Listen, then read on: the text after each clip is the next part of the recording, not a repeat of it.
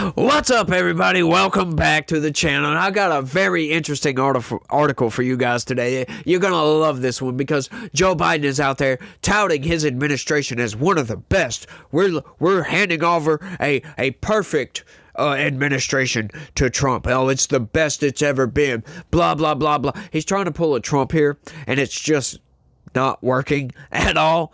Just completely not working. It's not even Biden touting Biden. It's Jake Sullivan, of all people, touting Biden. You're going to love this, y'all. You're going to love this. It's so absurd. You'll see. Check this out, y'all. U.S. alliances are stronger and enemies are weaker, White House official says. Is that so? President Biden is touting his foreign policy achievements days before President-elect Donald Trump takes the reins of the country's foreign policy agenda. You gotta love how they phrase all of this, right? He's touting his foreign policy. Now, Joe Biden has been one of the worst presidents in American history, if not the, well, I always say, he's the worst president by far in modern American history. Now, I haven't been alive for a lot of that history, so I'm going to say he's the worst by far in modern American history because Woodrow Wilson was pretty bad. But I wasn't really around for Woodrow Wilson, so I can't say. We just don't know. But you're going to love this, y'all. 4 years after declaring America's alliances are our greatest asset during his first foreign policy speech in 2021, Biden is making the case that they are at their strongest position yet, that adversaries are weaker, and that he is passing on to the next administration a stronger hand than he started with. Is that so? I don't believe you, Joe Biden. You've got the world on fire over here. You've got America on fire over here. What are you talking about? You've fumbled and stumbled your entire way through your 4-year administration. We have taken those alliances to all-time highs. We're passing them off in the healthiest place they've been in decades. Is that so? Right? Like, you gotta love the lies. He's just trying to drum this up and drum this up. But we know you're lying, Joe Biden. You're the worst president in modern American history by far, by a great margin. And I think that they can pay dividends across every issue that matters to everyday Americans, from Russia and China to technology to economic prosperity to terrorism, you name it. National Security Advisor Jake Sullivan said during an interview with Scripps News. Really?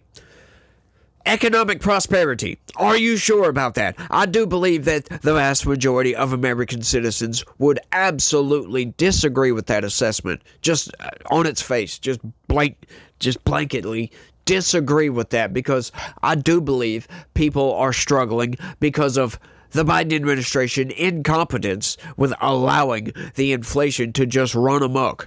Just climb right on up to, on average, 9%. But that doesn't tell the whole story, does it? Oh, inflation's coming down. Yeah, but wages haven't come up, right? This is how they do. They say that wages have come up, but what they're doing is they're just taking everybody's income and adding that all together and then averaging that out over hours worked or something, some formula like that, and then saying, oh, look, people are doing better.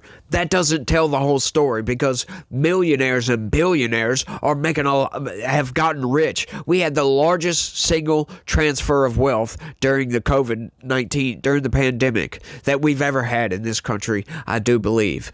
Right? So you can't say that, oh, wages have come up, because you know what? I just got a raise. The other day. But it's not anywhere near the 30% or even the 9% on average.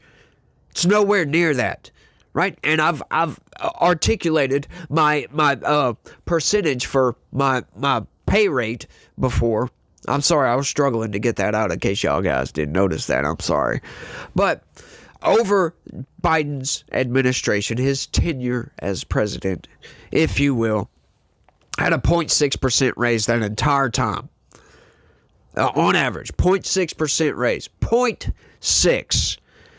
You talk to other people. I know this is all just anecdotes, right? But you talk to a lot of people, and people are like, yeah, I haven't gotten a raise in a long time.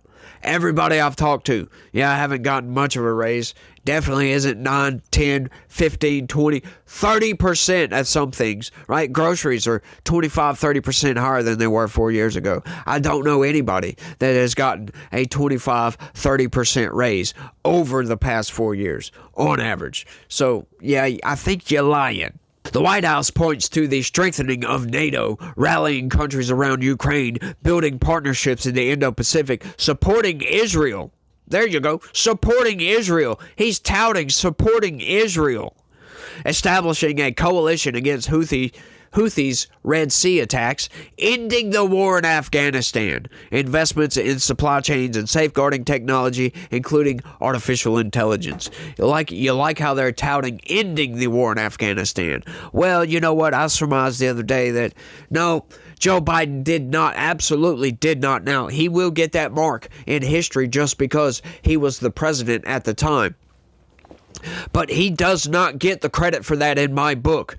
Donald Trump gets the credit for that, for ending that war, because he's the one that set everything up. He ran down the clock, right? He signed all the agreements, and then he got booted from office. And all Joe Biden done, all he would have had to do is implement the plan. But what did Joe Biden do? Joe Biden said, no, I want to delay it. He delayed it for a ridiculous reason, so that we could leave on September 11th, on the 20th anniversary of all things. The 20th anniversary of the 9/11 attacks, Joe Biden wanted to leave Afghanistan. That is insane. Just absurdly insane. What kind of message does that send? That we got beat up on a day, we got a freaking black eye to the country.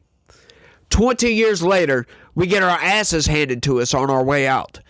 That's the message that Joe Biden wanted to send to everybody.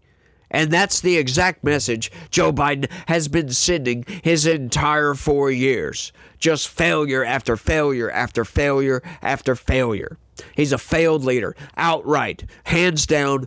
Can't argue with that. Like, give me something here, right? Oh, I can hear the Democrats and the left coming in. Oh, well, he done all this legislation. No, he didn't. The president signs legislation into law. That's it. He doesn't write none of that. None of it. What else you got here? You got something? Oh, the CHIPS Act, huh? He didn't write that either. Shut your mouth. That's what I have to say. Oh, Lord, man. I think for him, it's less about convincing and more about explaining. Right, because you're never going to be able to convince anybody that you've done a good job. Explaining the moment we're in, which is a moment of real transition in the world. That is right. It most certainly is. I totally agree with that. We are getting rid of these left-wing nut jobs that have taken over our country. That we're seeing it all over the world, as a matter of fact. All these failed administrations, these failed leaders are getting booted left and freaking right. Just, boom, flicking them off like mosquitoes in Alaska or something, right? I've never been to Alaska, but I've heard the mosquitoes are bad. Sane. The post-Cold War era has ended. Is that so? We are now in a contest for what comes next, and it's a contest about economics and technology and human values. Right, Sullivan said. Human values. Are you sure about that? Do you guys have any human values? You say you do, but you know what? The legislation you guys propose doesn't really track. Yeah, that doesn't track at all. Does not. And the question is that the president will pose is America winning the contest right now? Like, what? And he will give an emphatic yes as an answer to that question, Sullivan said. I'm sure he will. But does that mean that's the correct answer? No, it doesn't. But at the same time, the Biden administration will leave Iran, North Korea, Russia, and the People's Republic of China with a closer relationship than ever before. The administration argues that's due to those countries' weakness as Russia continues its invasion of Ukraine and Hamas continues to hold hostages. That's it.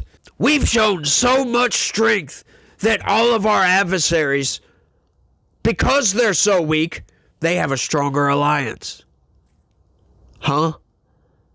Like, do these people, like, what world does anybody live in where they can push Russia, China, Iran, and whoever else he said, North Korea, can push these people to have a closer alliance together and still think you're doing a good job? And still think that they're weak. That's why they're building an alliance. Oh, God. These people, this is the incompetence I'm talking about. A failed leadership. They can't see the forest because there's so many damn trees in the way that they want to cut all these trees down so they can find that forest that they're looking for. That's what these people pretty much are putting off to me. That's what I'm getting from these people. Yeah, well, we need to chop down this forest. We need to chop down all these trees in the way, y'all. It's like, oh, God. I'm going to keep going. Let's keep going. The Middle East. With days left in office, officials continue to seek a deal for a hostage release and ceasefire in Gaza. Yeah, that's something else. How come they still have hostages, Joe Biden? How come you haven't sent a commando team in there to go and get these hostages out? Did we have hostages under Donald Trump? I don't remember. To be honest with you, let me know down in the comments section. I don't remember. Did we ever have a hostage situation where a terrorist group took hostages and held on to those hostages for a year and a freaking half? I don't think so. President Biden was expected to speak with the president of Egypt on Monday after discussing the negotiations in Doha with Qatar's Sheikh Tamim bin Hamad Al Thani on Monday, and doing the same with Israeli Prime Minister Benjamin Netanyahu on Sunday. Sullivan believes they are very close to a deal and that there's a possibility it could get done this week. I believe that Israel has taken a big step in the last few days to be prepared to get a final outcome in which the hostages come out, the fighting stops, and we can surge humanitarian aid into Gaza in a more calm environment. These people are insane. How come you haven't worked this all out yet? Well, we're trying, y'all. We're just the leaders of the free world, and we can't do a damn thing. Well, let's just send more funding over there. Why not? We're not there yet, but I do believe the possibility is there for this deal to close this week before President Biden leaves office, and President Biden will continue to stay engaged with the leaders in the region, he said. The parties are working off a framework introduced last spring that is a phased agreement and includes an exchange for prisoner release and a surge of humanitarian assistance. I wonder what that exchange for prisoner release is. Let me ask you this. I thought that it was United States policy and most Western countries in this world not to negotiate with terrorists. I thought that's what the deal was. They're just telling you outright. They're going to release some Hamas individuals that have been captured, prisoners of war, and they're going to exchange those for the hostages that Hamas stole on October 7th. That's what they're basically telling you here. They're going to give up some of these terrorists. That's insane. You know, Donald Trump coming out and saying that all hell is going to break loose in the Middle East. Yeah, that should be a warning sign for Hamas. You know, I'm very anti-intervention on this, but this has become an untenable situation, if you will. If Donald Trump can send in like SEAL Team 5 or something, right? One of the Navy SEAL teams, a commando team, Rangers, something, to go and get these hostages out, I'd be totally fine with that. We're not starting war. We're not sending in the troops on a mass scale. We're sending a specialized team in to go and get people and get them out. I would be totally fine with that. Like, I don't understand. We have the capability to do this. Israel probably has the capability to do this. These people want war. That's why we still have a crisis in Ukraine right now. These people do not want to stop the war. They want to fund their lobby buddies over here in the military-industrial complex. That's all they want to do. They want to spend your tax dollars. Then they want to raise our debt even higher to spend money we don't have. So their rich buddies, their rich CEOs over here can make bank. That's what this is all about. Do you really believe we don't have the capability to go in and get these hostages out? These people are insane. Sullivan said details around prisoner release formulas and the disposition of Israeli forces have been hammered away at. One of the final details being worked on, Sullivan said, is the sequencing of people coming out. Why? Why not just go get these people? Biden's top Middle East advisor, Brett McGurk, remains in the region as the administration also coordinates with the incoming Trump administration to present a united message to all parties which says it is in the American national security interest, regardless of party, regardless of our outgoing or incoming administration, to get this deal done as fast as possible, Sullivan told reporters. Trump has warned of hell to pay if the hostages are not released by the inauguration. His team has sought to credit him. What? His team has sought to credit him. Okay, these people they have Trump derangement syndrome outright. Like, if those hostages are released, I don't believe it's on some deal that they've been working on for months and months and months and months. I don't buy that. I will believe that they got scared that they would get bombed the shit out of. Yeah, I try not to cuss, but sometimes you just gotta say bomb the shit out of them. Because that's what's gonna happen. And I'd be totally fine with that. Once again, you send in, bomb the shit out of them as SEAL Team 7 is coming in to go and wreck the freaking place. I'm fine. We don't have to send in the infantry. I'm good. We don't have to spend money in a deficit to get this done. I'm good. Get those hostages out of there. Why hasn't Israeli why hasn't the IDF done it yet? Screwed it. I couldn't freaking say it. But, oh my God, these people, they're touting a failed administration. You gotta love it. I think that's all I got on this one, y'all. I want y'all to let me know what y'all think about all this down in the comment section. Do you think that Joe Biden has done a great job? He's the best president in American history. Let me know what you think. That's all I got for this one. I want to thank everybody for watching. And y'all try to have a good day. And try to stay sane. Peace.